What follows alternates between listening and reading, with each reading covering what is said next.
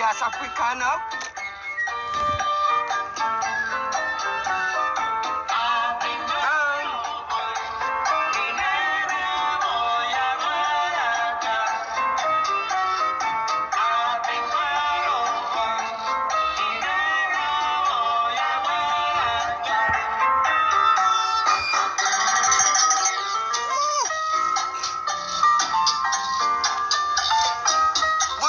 Buenos días. Bonita musica for all Latinos brothers and sisters.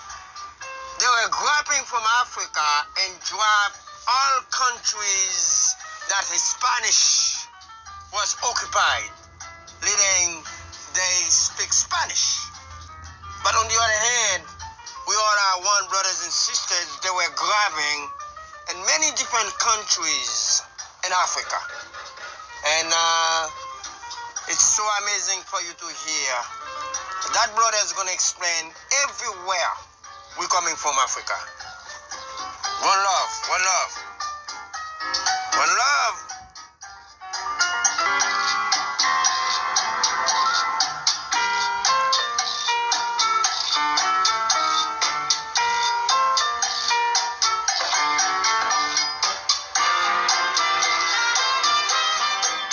Africana.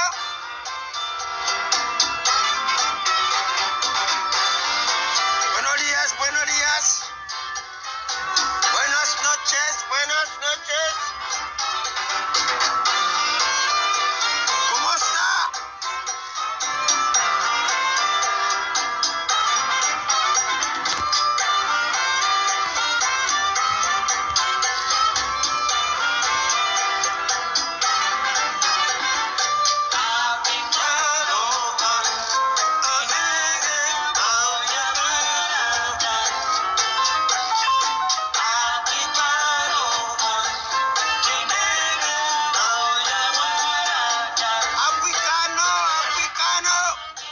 Africa, the richest continent in the world.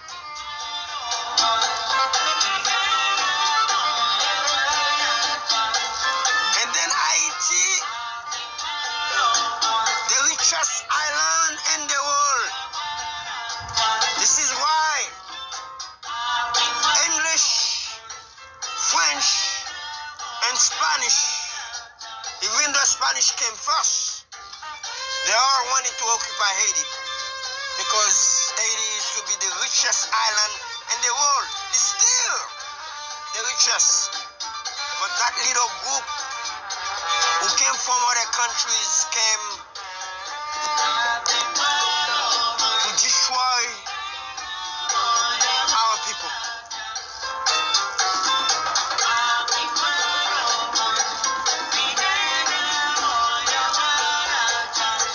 If I could be the head of Department of Justice in Haiti, believe me, I will come with electrical chair. Everybody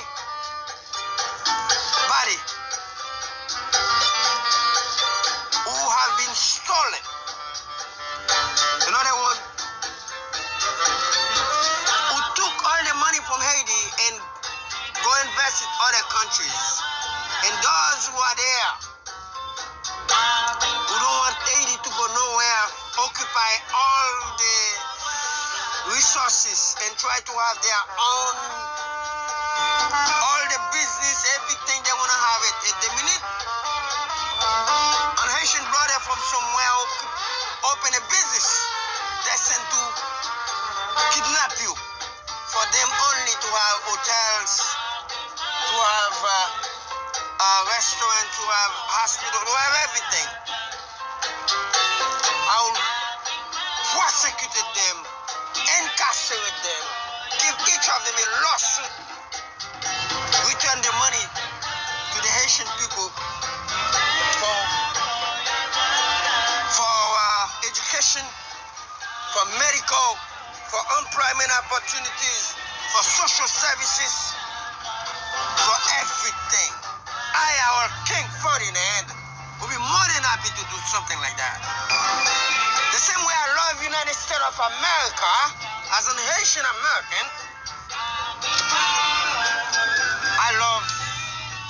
Haiti as well, because Haiti broke the chain of slavery, opened the light of freedom, giving everybody today's freedom. A lot of billionaires, millionaires, high health, education, they're all happening because of the Haitian Revolution. Thanks again for your understanding. Crediting this brother, you're gonna hear speaking the original of the black folks, where they're coming from, and when they kidnap them in Africa and drop them all over the South America, Central America, the Caribbean, and where they're coming from in Africa. It's very interesting for all of us Latinos and in general to know this history. Again, crediting WBI is very important station, as well as WNYC. That means between 20 and 46% of... He said African heritage. I don't care what you think your mama is. Tuero negro.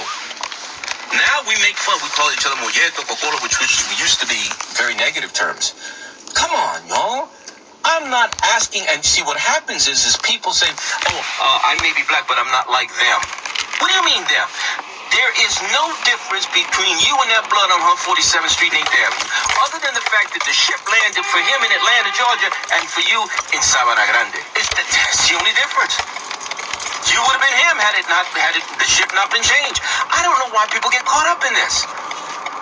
I don't want to identify with Black American culture. We're not asking you to just be black. Everybody has cultural uniqueness. It is amazing. You got the same thing happening on the part of black folk. Well, you know, those are those people. Those meter-meters. Are you serious or delirious? It's your mama. It's your pappy, sappy. We got to get past this. And if we don't, we will not be able to affect any political unity in this country. So don't get mad when you get chumped off. Right now, when you go to jails and you see black and Puerto Ricans together, and I've said this before, there are no people who are more closely interrelated than blacks and Puerto Ricans. I'm including blacks Dominicans and blacks and men. There are no people who have a greater affinity for each other than blacks and Puerto Ricans. In this town, you go anywhere in the United States, you will never see the kind of bonding, the kind of my man, you know, the hugging, the marriages, the food. We are in this. We've been in this for 100 years. You know what happens to my accent when I get mad? I go South Carolina in a minute. I'm those black women who, when you speak to them, you think you're talking to a Puerto Rican out of, Agua Buena. Definite Puerto Rican accents. And I asked them, oh, you're Puerto Rican? She said, no, I'm black. But I was raised in Puerto Rico. Come on, man. We've been in this a long time.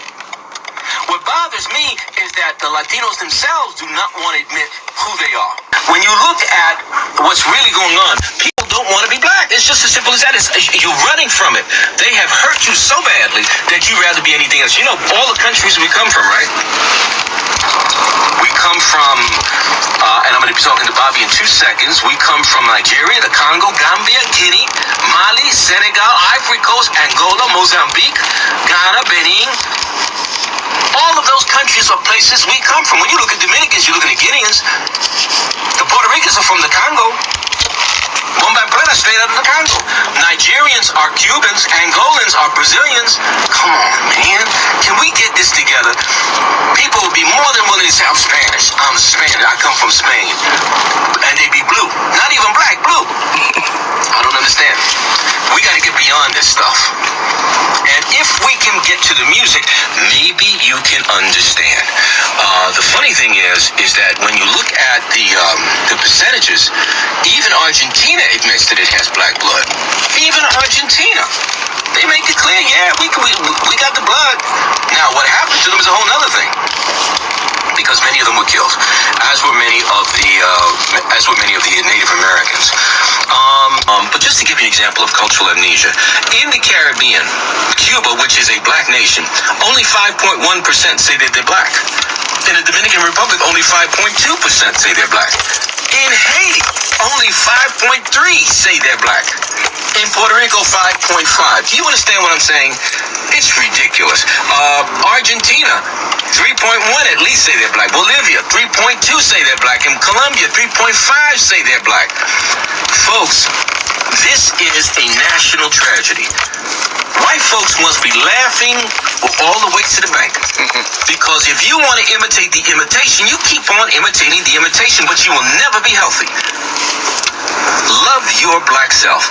And I'm not trying to be Marcus Garvey. I'm not trying to be Malcolm, though if I were in those footsteps and Schomburg's footsteps, I would consider it an honor. I'm just asking you to love yourself. Love who you are and stop running away from the blackness. Bobby Sanabia is lighter than I am, but has African blood. In our culture, the African spirit and bloodline is still there. And in the Caribbean, African culture is revered. Now, it is not accepted. The three Antilles, the three islands that have brought forth more music than any other group of islands in the Caribbean and have influenced the ethos of New York City. Brought to you by WBAI and Joyce Jones. I'm here to bring you on that journey, but to tell the real scene. When the Portuguese attacked and captured the Moorish stronghold of Quetta in North Africa. By 1435, they've conquered Senegal, 1443 Cape Bohodar, 1455 Guinea, and 1481 what we know as the Congo. These conditions led to the voyage of Columbus.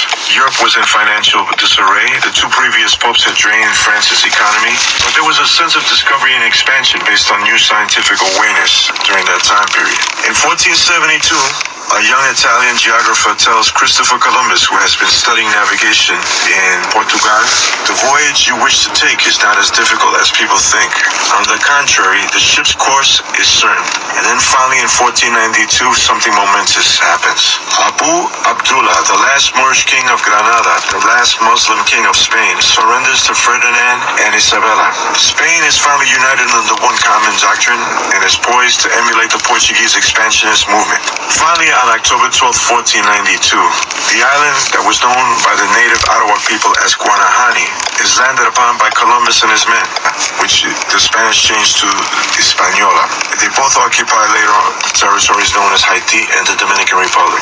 He mistakenly thinks that Cuba is the mainland of India, and thus Columbus till his death had this idea fixe, this fixation.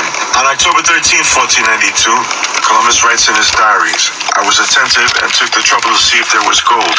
And on November 12, 1492, he writes this in his diaries. There is in these lands a vast quantity of gold. Unfortunately, Columbus was wrong. That gold that he was seeking would later be found in the Aztec, Inca, and Maya empires in Central and South America. In 1493, on his second voyage, he returns with 1,500 men and 15 ships, after exaggerating the claims of gold to be found to the Spanish rulers. He comes upon the island of Borinquen in 1493, which is the original Taino Indian name of Puerto Rico, and the rest of the archipelago and the coast of the U.S. He brings sugar cane from the Canary Islands off the coast of West Africa to Hispaniola, Jamaica, Cuba, and Borinquen. In 1495, Columbus engages in open warfare with the Carib Indians, one of the ethnic tribal groups that was to be found in the Caribbean along with the Arawaks and Tainos. In 1497, convicts are brought as laborers to the area. In 1499, Vasco da Gama rounds the Cape of Good Hope for Portugal and discovers the route to India. Columbus and his brother are arrested in Hispaniola and sent back to Spain. He is released, but he is humiliated, for he had claimed that there was a vast amount of gold to be found in the Caribbean. He was mistaken. In 1501, the King of Spain initiates the slave trade with a letter to the governor of Hispaniola. It was due to this second voyage that Columbus made in 1493, where on one of the ships, a young Catholic priest by the name of Bartolomé de las Casas would initiate a groundbreaking, historic, tragic move that would change the course of history. What Bartolomé de las Casas had initiated through his writings in his diaries, petitioning the King and Queen of Spain and also the Pope, was something monumental.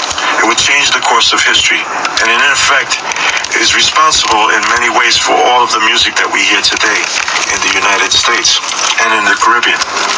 Through these years, he had been documenting all of the atrocities committed by the hidalgos, the noblemen, and the conquistadores, the soldiers, to the native Amerindian populations.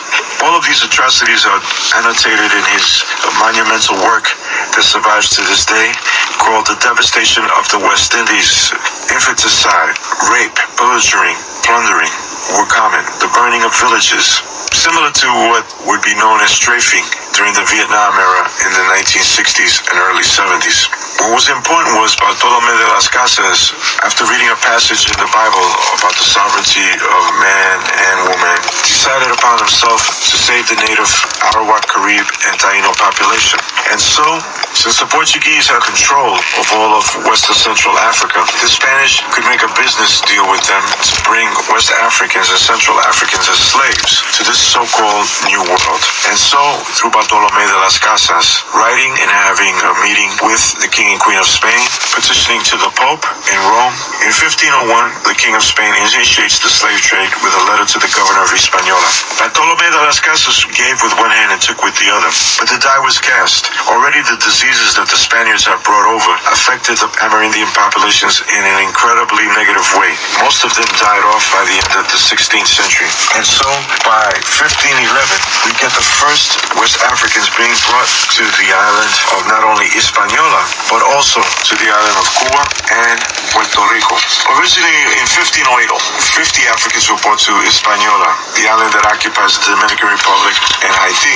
But after this initial small group of West Africans being brought over as slaves, in 1511, slavery began in not only Cuba, but in Puerto Rico. By 1517, the first massive slave contracts, known as asientos, were formulated by the Spaniards. Initially, 4,000 blacks were brought to what became known as the West Indies over a period of 8 years. In 1523, 4,000 West Africans and Central Africans were brought into all of the Spanish dominions. 1,500 to Hispaniola, 500 to Boriquén, 300 to Cuba, and 300 to Jamaica.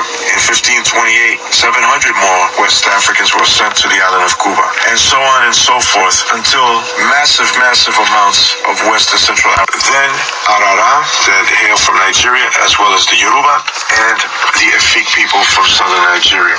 The Spanish set up what we call cabildos. These were ancient social clubs that had a hierarchy. They were mostly predominantly popular in southern Spain. The males belonged to.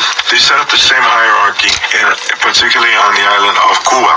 These cabildos, in effect, provided stability, a chance for these West Africans to speak in their native tongues secretly, and for the Spaniards it provided a way of teaching them Christianity on a mass level. But while they were listening to the ancient hymns and learning them of the Catholic Church, things like Dios te salve Maria, llena eres de bondad, they were also practicing their religions and speaking in their native tongues. So something like a phrase from the Efik language, like in this house.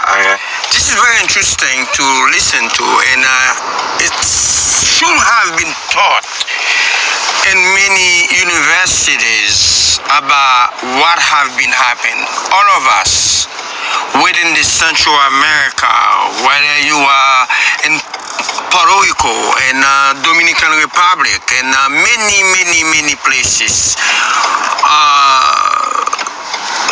we were brought during those times by those kings. Oh, they don't want to accept where they're coming from. Not because you Latinos, that mean you white. No, don't play yourself. You know, it's European who went to those countries, kidnapped black people to throw them all over until Haiti stands and said enough is enough. After 400 years of mistreatments.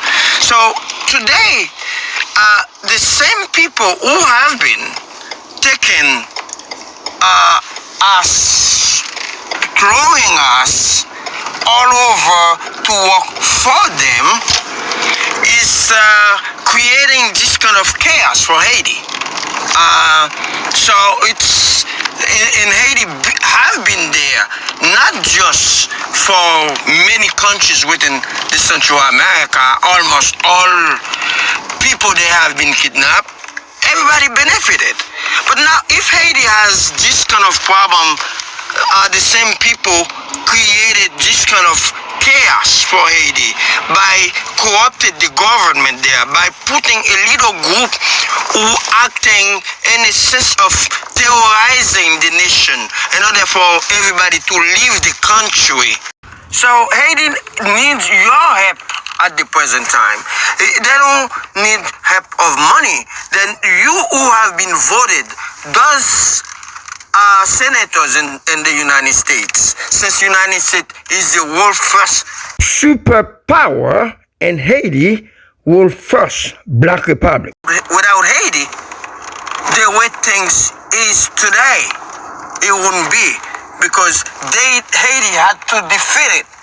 English, French, and Spanish in order to give you a better life today. Thanks for listening. My name is Harold King Ferdinand.